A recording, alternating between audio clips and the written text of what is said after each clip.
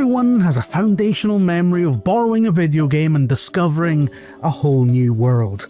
Having a friend thrusting their copy of something you'd never have otherwise tried and finding out that, hey, you actually like RPGs or turn-based strategy or tactical espionage action used to be a crucial and universal part of the inherently shared experience that is video game enjoyment.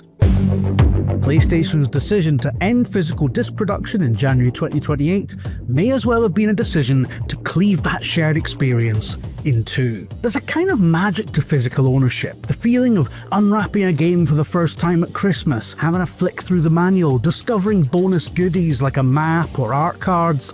Many of those aspects have been eroded away by time and the push for cheaper production, but there's one thing we haven't lost just yet: choice. You might keep that game for 10 years or give it to a friend to play within 10 days. Whatever happens to that game is up to you. Whoever plays it next, whenever it's played next, the beloved experience remains the same. A physical copy of a game is frozen in amber. They can never change. It's the only way games like Grand Theft Auto 4, Alan Wake and Tony Hawk's Pro Skater 1 and 2 can maintain their original and often iconic music licenses. Publishers can't hijack them and remove the classic tracks because their deals have expired. But above all this, ownership matters because it's an investment. It's an investment players themselves make in their life because they believe in the video game experience.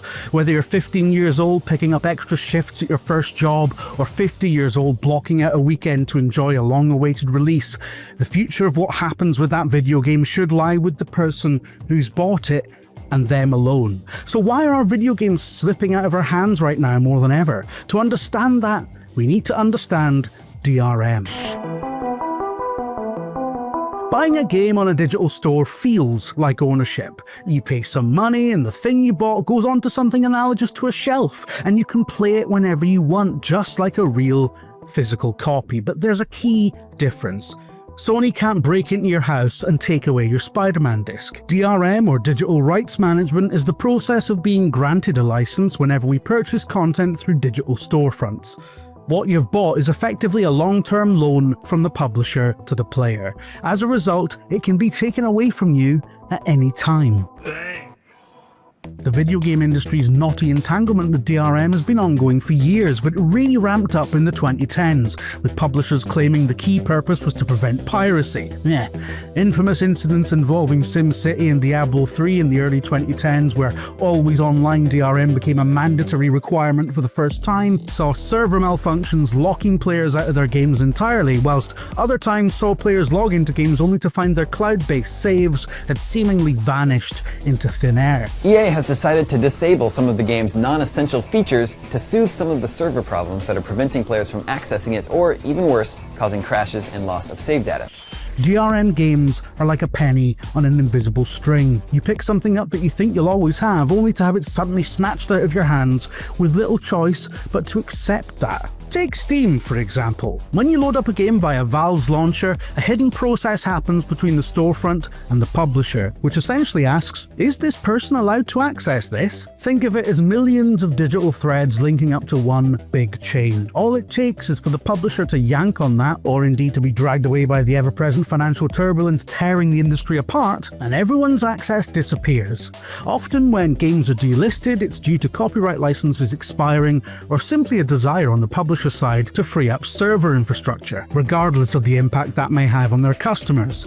The list of games now near extinct due to digital delisting is extensive. Spec Ops: The Line, Resident Evil Operation Raccoon City, Deadpool and Super Mario Maker, to name a few. Now, with physical discs on the chopping block, the only format those games can currently be found in, we should expect this list to balloon exponentially.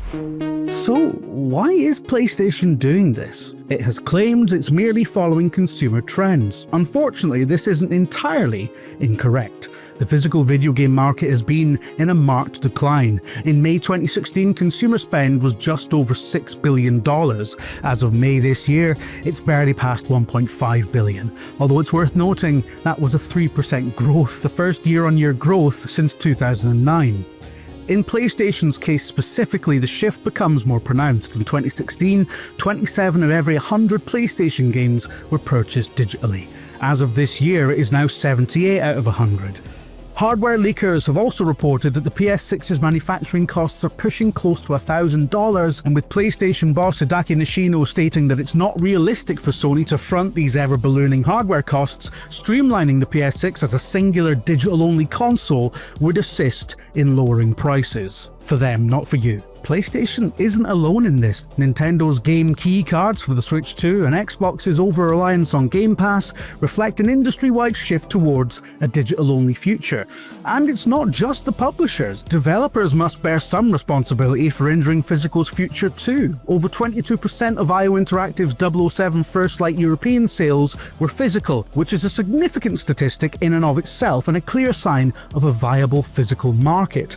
Except IO Interactive shipped a physical disc containing only the first mission, requiring players to download a hefty day one patch to actually make the game they purchased playable. Not exactly the 5-star treatment. What value does a physical disc even have if it just becomes a download key? At least as of right now, it can still be borrowed by a friend that way, but if someone at IO turns the servers off, it's just an expensive way of keeping rings off your coffee table. The end of disc production doesn't just threaten borrowing, but potentially the entire second-hand market ecosystem. Many players over the years, once bored of their collection, have found their way down to a local GameStop in the US or CEX in the UK to trade in their games, and in the process, collect a few new ones while they're in store. Think of them as recycling plants for video games. As one player closes the book on The Witcher 3, another one opens it for the first time. Second-hand stores have served as gateways for players to experience the extensive back catalogue of past and present consoles alike, often at an alluring discount. Publishers have tried to throttle the second-hand market in the past, with the likes of Electronic Arts gating on-disc content via one-time keys accessible in brand new copies only, a system that meant any second-hand copy of Battlefield 3, for instance, couldn't access the online multiplayer modes. But some have decried PlayStation's decision as ringing the ultimate death knell for the second-hand market. At least you could play some of EA's games without an online pass. Without physical discs, there is no second-hand market at all. But it doesn't have to be that way. One pathway forward could be through the creation of a fully digital second-hand marketplace. Digital game storefront Good Old Games has championed itself as the first fully anti-DRM retailer.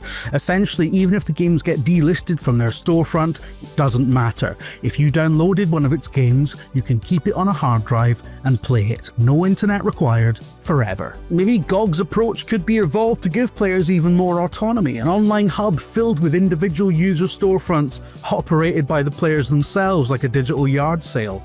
Players could browse one another's wares, combing through for a good deal or a brand new gem they've never heard of, much like GOG's extensive partnership program or World of Books' author share initiative, which donates a portion of all used book sales to the authors who originally penned them. Publishers and developers could take a percentage of each sale in exchange for ensuring that ownership exchange of each digital title begins with the player handing it over and ends with the player purchasing it. No DRM middleman in sight. This could also provide a second life for pre-owned retailers like GameStop and CEX, thereby ensuring a key subsection of the video game market continues to be served whilst, for the first time ever, actively incorporating the publishers and developers as financial participants. Idealistically, this could see a greater cash injection flowing into the industry, an alternative that would be much welcomed by many a developer over publishers' hyper-focus on making their own live service cash cow. I mean, of course, that wouldn't be a perfect solution, and it's far from the only one. An alternative direction would be for players to seek out third-party alternatives to get their discs, like boutique publishing houses. Limited Run Games, Fangamer, and Super Rare Games are just some of the companies whose mission statement is clear: to take digital games out of your console and put something real back into your hands. Limited Run Games initially began with humble indie origins and have since expanded to work with the likes of Capcom and Sega, proving the feasibility of these companies to scale their operations to meet traditional brick-and-mortar publishers' expectations. If PlayStation's lack of disclosure over cutting disc production to its AAA publishing partners is true, it could well be those same partners have just as strong a desire to continue physical publishing as their fan bases, making for a potentially very bright future for these boutique publishing houses. Of course, that does require some sort of disk drive add-on being made available for the PlayStation 6, something you'd hope would happen given the backwards compatibility implications, but it's hardly a given. PlayStation's decision serves as a harbinger for a potentially dire future for gamers everywhere. It is entirely self-serving and will have ripple effects throughout the industry that we can only begin to speculate on. The immense backlash on social media to PlayStation's own social posts has become its own news story, and there's always potential that such heavy negativity may cause publishing partners to hit pause on their PlayStation social marketing efforts. Gamers have every right to be angry. We're being challenged on the future of our right to own the things we've paid for. Allowing this to pass unscathed would open the door to myriad bad decisions. How we respond to this decision over the next year may define how the next decade of the video game industry is shaped. The official slogan of the PlayStation 5 is "Play has no limits." If we don't make a stand now, well, that can be shortened, can't it? But what do you think? Is a digital-only future something you're not bothered about? Or is this a red line for you in console ownership entirely? Let us know in the comments, chuck us a like and subscribe, keep it IGN, and remember, above all, remain calm.